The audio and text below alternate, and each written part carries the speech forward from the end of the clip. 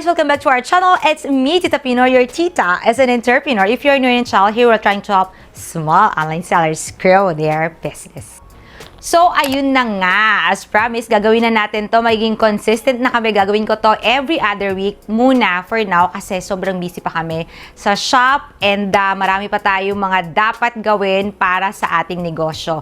Pero, meron akong latest vlog. Napanood yun na ba yun? Kung hindi pa, please naman, no? Nakalink na yan siya dito. Ayun na. So, ang based sa ating title sa vlog natin today, kung hindi nyo pa napapanood yung yung latest vlog ko ha, yung FB live selling talaga ang nagsalba sa amin. Kaya, yun ang pag-uusapan natin today kung paano talaga namin kung paano kami nasalba through live selling, ano yung mga ginawa namin, ano yung mga tips or mga hacks na ginawa namin para kayo din masundan ninyo and para kayo din mismo ma-experience and matry ninyo.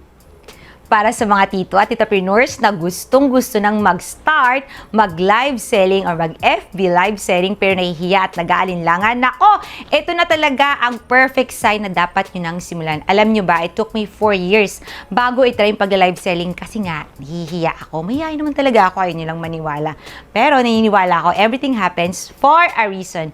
Kaya naman ang aking life verse ay Isaiah 60:22 that says, when the time is right, God will make it happen. Kaya pag minaningil sa'yo ng utang, sabihin nyo lang, Isaiah 60:22. When the time is right, God will make it happen.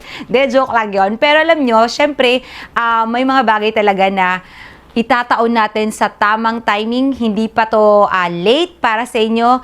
Ngayon talaga ang perfect at itinakda na time o na oras para simulan nyo ang inyong pag-live selling. Kaya naman ang vlog natin today ay dedicated sa lahat ng mga tito and titapreneurs na gusto pang bumawi bago matapos ang year na ito. So, go ahead, keep watching. Disclaimer lang ha, based lang to sa experience ko ng pagbebenta ng damit. So, kung ibang produkto ang binibenta nyo, pwede nyo po itong i-tweak. So, I hope by this time ay meron na kayong FB page. Since nagde-negosyo tayo, iwasan po natin ang gumamit ng personal account kapag tayo ay mag-Facebook live selling. Kung wala pa, gawin nyo yan after nyo manood ng aking video. Okay, bitirin ko kayo saglit. So, before starting, gusto kong isingit muna sa inyo na sa lahat ng gagawin natin, kailangan natin tanungin yung sarili natin ng yung ating pinaka-deepest why. Deeper to deepest why. Bakit ba natin to ginagawa? Kasi gusto kong magkaipon. Why? Kasi gusto kong magpatayo ng bahay. Why?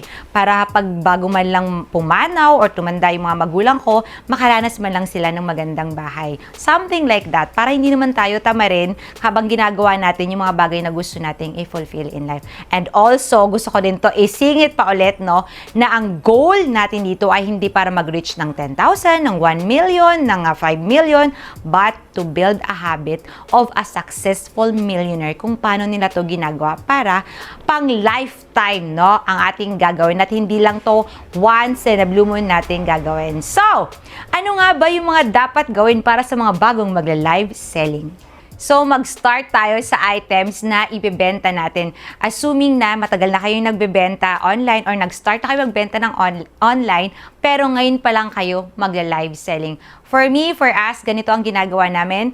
Pagkadating ng items namin, gumagawa agad kami ng inventory. So, kumuha kayo ng papel, isulat nyo or i-type nyo kung ilang peraso na yung dress A, ilang kulay, o yung size dito, ilang peraso. Kami, ang ginagawa namin, naglalagay na kami ng extra space kung saan pwede nang isulat yung mga pangalan by the time na magla-live na kami. So, papakita ko sa inyo dito yung sample kung paano namin siya ginagawa. Again, pwede nyo siyang i-tweak according sa style nyo or kung saan kayo mas komportable.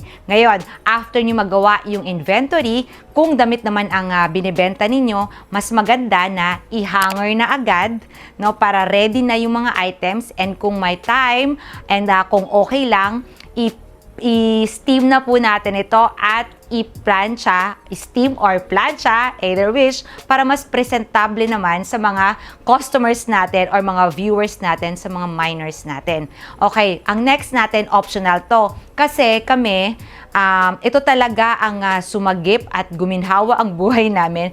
After namin i-hanger yung mga items, naglagay kami ng mga labels. Nilagay namin yung code, yung color, yung price, para during the live, hindi ka na paulit-ulit at kahit nakamute yung inyong viewers o inyong minors ay pwede silang umorder dahil nakikita na sa screen yung code, and color, and price ng pwede nilang pag-orderan.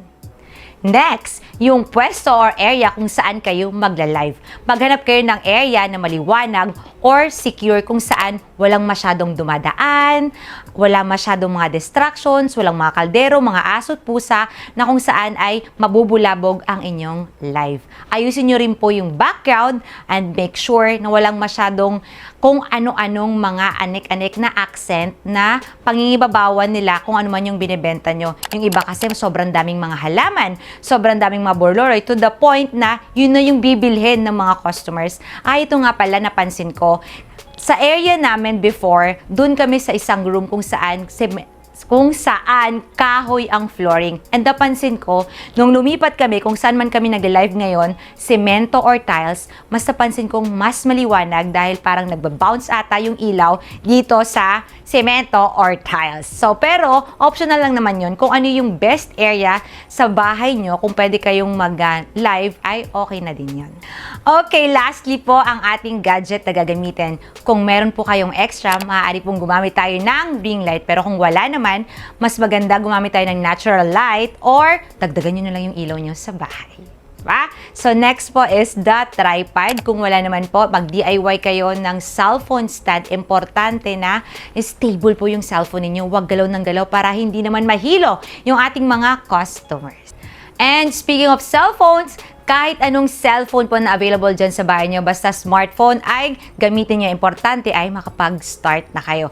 Kapag magla-live na tayo, iwasan po natin ang gumamit ng selfie camera o yung front camera. Gamitin natin yung main or yung back camera para mas malinaw. Iwasan po din natin gumamit ng mga filters, lalo na yung mga kumikinang, yung may mga sungay, yung mga freckles at kung ano-ano pa. Mas maganda, mas natural, mas ma-appreciate nila yung mga products na binibenta ninyo. Pero kung mag-isa lang kayo na mag-live, okay lang din muna na gamitin nyo ang inyong front camera para mas nababasa ninyo kung sino yung mga nagko-comment or mag-orders.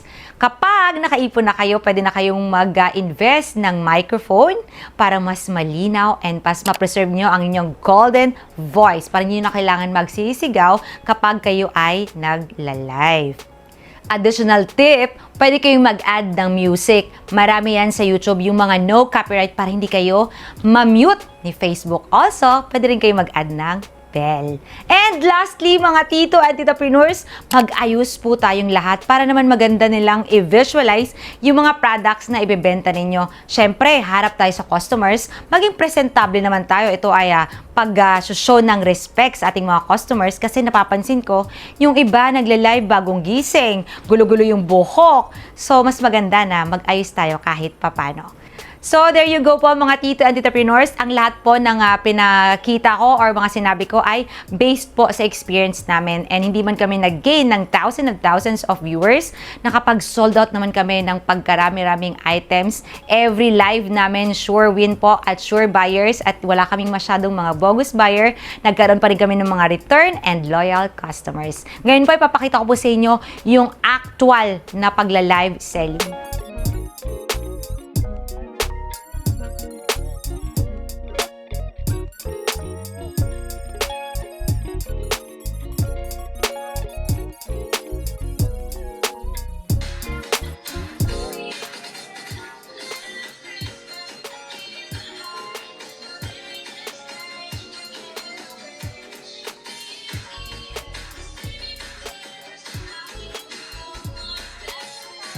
Okay na ba tayo? Live na ba tayo?